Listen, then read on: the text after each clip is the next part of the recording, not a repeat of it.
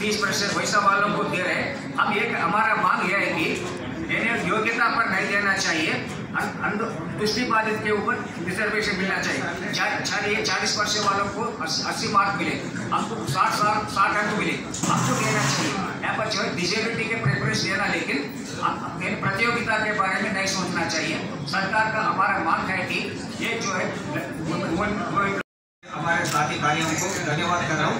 लेकिन आज का दिन हमारा दुर्भाग्य है, क्योंकि सौभाग्य भी होता है, दुर्भाग्य होता है, क्योंकि बाढ़ आकर कुछ लोग नहीं आ सके इसी में, और केरला से, कर्नाटका से, मद्रास से वैसा रुक गए।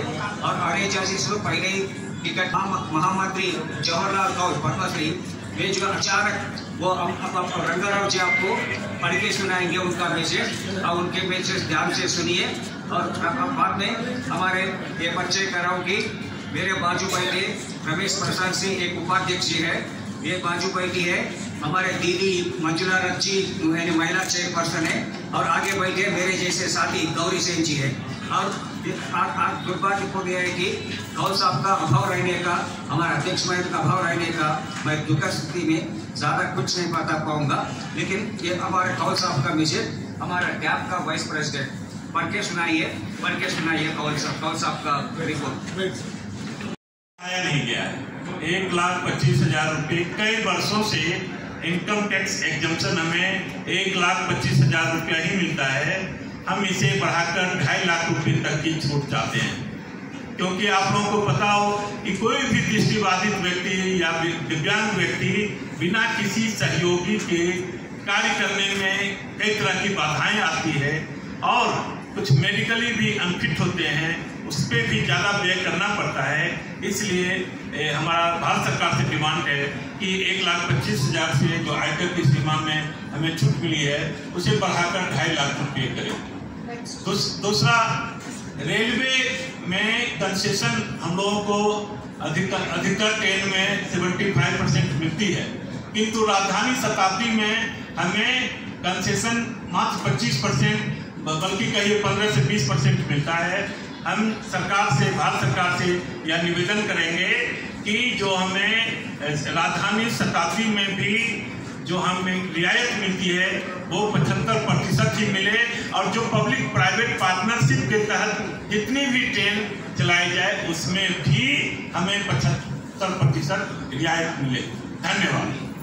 उसके बाद यूपी चित्रकूट से आया हुआ हूँ, और मैं AICP का वाइस प्रेसिडेंट हूँ और दृष्टि संस्था का सेक्रेटरी जनरल। मैं सिर्फ ये कहना चाहूँगा कि all India confederation of the blind 300 से चालू, अगर आज 4 करोड़ का उसका टारगेट है, तो किस कारण हुआ? सिर्फ इस कारण हुआ कि दृष्टिबाधितों को all India confederation of the blind ने अवसर दिया है। अवसर देकर हजारों लोगों को आत्मनिर्भर बनाया है। तो हम सरकार से भी और समाज से भी सिर्फ यही मांग करते हैं कि दृष्टिबाधितों को केवल अवसर दें, दया नहीं चाहिए, उन्हें सहयोग चाहिए। आप हमें खाना ना खिलाइए, परंतु हमें शिक्षा जरूर दीजिए। इसलिए यदि हमें अवसर मिलेगा तो हम अपनी जगह स्वयं बना लेंगे, नहीं हम सदैव समाज के ऊपर बोझ रहेंगे। हम नहीं चाहते कि दृष्टिबाधित समाज के लिए बोझ बनकर समाज में ढोए। समाज के साथ वो कंधा से कंधा मिलाकर समाज के साथ चलना चाहती है और समाज के साथ काम करना चाहती है। केवल सहयोग मांगकर अधिकार नहीं चाहते, हम काम करना चाहते हैं। जब हम काम करेंगे तभी हमारी वैल्यू होगी। केवल हम दया के पात्र बनकर रहेंगे और केवल अधिकार मांगेंगे तो ये हम बिल्कुल नहीं चाहते। हमें सरकार और समाज अवसर दे ताकि हम समाज के लिए उपयोगी बन सके और सम्मानपूर्वक अपना जीवन व्यतीत कर सकें। धन्यवाद। कि स्पेशल स्कूल्स और इंटीग्रेटेड स्कूल्स दोनों होने चाहिए, और उन दोनों स्कूल्स में जो सुविधाएं नॉन डिसेबल्ड बच्चों को देते हैं वो सभी सुविधाएं एक्सेसिबल फॉर्मेट में दृष्टिबाधित बच्चों को भी मिलनी चाहिए। जैसे कि स्कूल में Braille books, mobility and orientation की ट्रेनिंग, कंप्यूटर्स में जॉब्स करना और स्पोर्ट्स की सुविधाएं हों। तो और दूसरा हम ये चाहते हैं कि जो भी टीचर्स ट्रेनिंग प्रोग्राम्स होते हैं उन टीचर्स ट्रेनिंग प्रोग्राम्स में डिसेबल्ड बच्चों को कैसे पढ़ाना है उसका प्रशिक्षण ट्रेनिंग्स को दिया जाना चाहिए। तीसरी चीज़ हम ये चाहते हैं कि जो टीचर्स रिटायर हो रहे हैं उनकी जगह पर विजुअली इम्पेयर्ड टीचर्स को स्पेशल स्कूल्स में भर्ती किया जाना चाहिए। 2016 के पर्सन्स एक एक्ट आया है, right to persons with disability act. उस एक्ट के तहत 4% का रिजर्वेशन है 21 प्रकार की विकलांगताओं के लिए। वो केंद्रीय और राज्य स्तर पर लागू किया जाना चाहिए।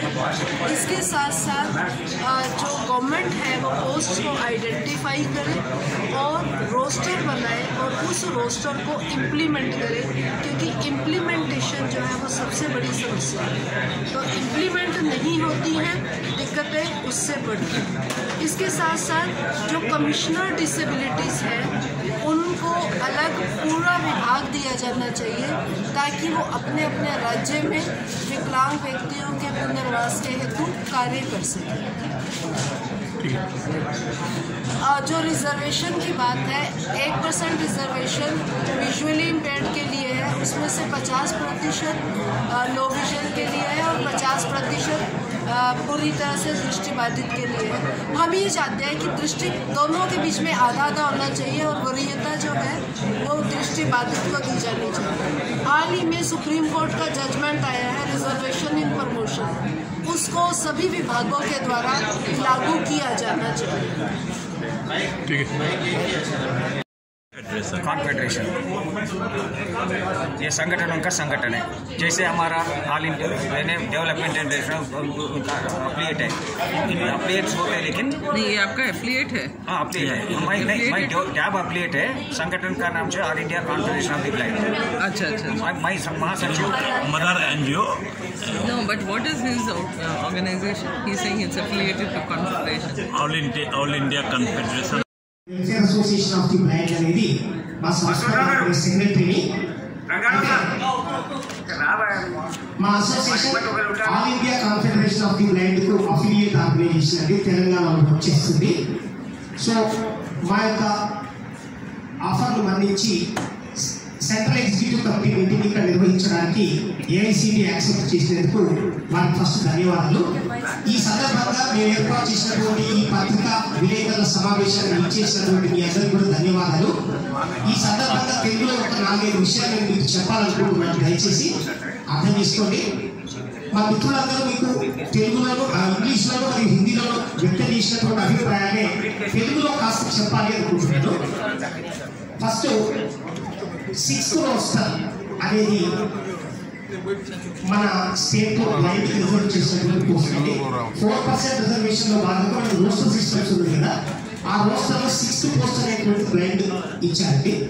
సో ఇక్కడ ఏం చేస్తున్నారంటే 4% వికలాంగుల రిజర్వేషన్ సింగిల్ కేటగిరీగా కన్సిడర్ చేస్తూ ఫస్ట్ వచ్చేటువంటి పోస్ట్ ఏదైతే ఉందో దాన్ని మహిళలకు కేటాయిస్తున్నారు. సో నేను చెప్పేది ఏంటంటే ఇది తప్పుడు పద్ధతి. ఎందుకు అంటే మోర్ దాన్ 1% రిజర్వేషన్ ఉన్నప్పుడు ఆ రెస్పెక్టివ్ కేటగిరీ యొక్క మహిళకు రిజర్వేషన్ ఇవ్వడంలో తప్పు లేదు. కానీ మాకున్నది ఓన్లీ 1% రిజర్వేషన్ కనుక అలాంటప్పుడు మహిళలను డివిజన్ ఎలా చేస్తారు? కాబట్టి రోస్టర్లు మాత్రం జనరల్ గానే అంటే బ్లైండ్ జనరల్ అని గుర్తించి